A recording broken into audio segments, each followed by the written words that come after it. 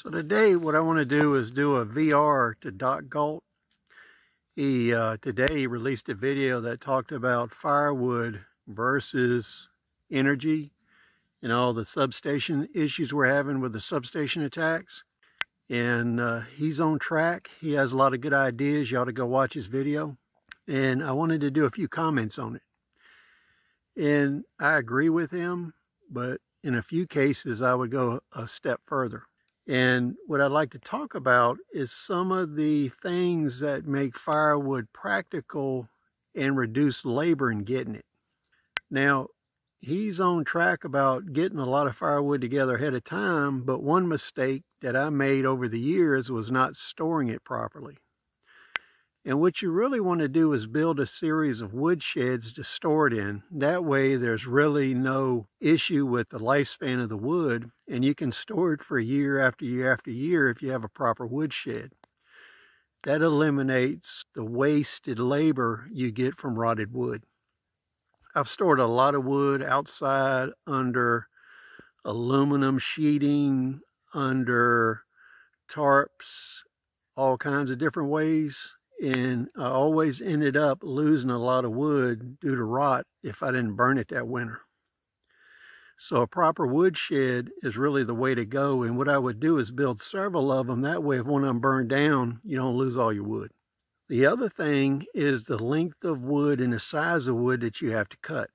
That's a critical thing in labor, especially if you're doing it by hand with a handsaw and a split maul and an axe. So when you think about it, for instance, I have one wood stove where I have to cut the stuff to about 1 foot in length to burn properly, and it needs to be 3 inches or under in size. So your firebox size is critical. So, for instance, when we look at a barrel stove, you can burn pieces of wood that are 2.5, 3 foot in length in a lot of barrel stoves. It also reduces the amount of splitting you have to do. It also increases the types of wood you can burn without excessive processing.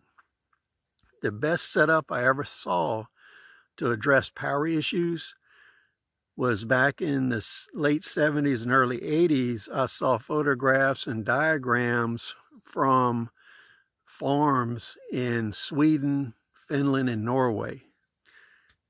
Being in the Arctic, they had to heat their home, their barns, their sheds. So in the area they were in, they had to keep their animals warm. So the way they did this is they built what was called a burner building. And they would build the burner building either out of concrete block or rock, and they would line it with fire brick. So you would have something that's roughly 6 by 6 by 6 or 8 by 8 by 8.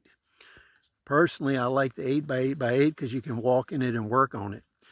And what you would do is have a series of water pipes that you're heating in there, and you would heat with steam and hot water. So this one burner building, in some cases, would have 3 sets of coils in it. One for hot water, one for steam, and one for steam for the purpose of generating power. What they would do is take a single cylinder lawnmower engine, usually of 5 to 8 horsepower, that has 1 cylinder, and they would convert that to steam.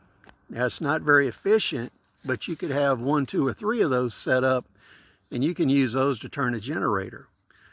So by converting a gasoline lawnmower engine to steam and using your burner building, you can generate electrical power. You can also use it to run an air compressor for air tools.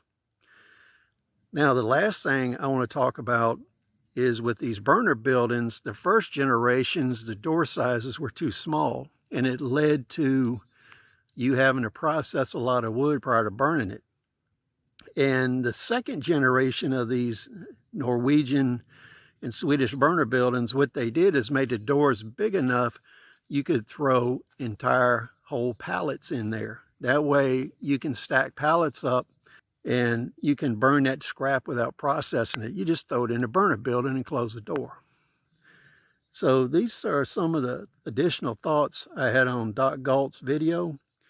You ought to take a look at his video. Please share your thoughts. We'll see you on the next video.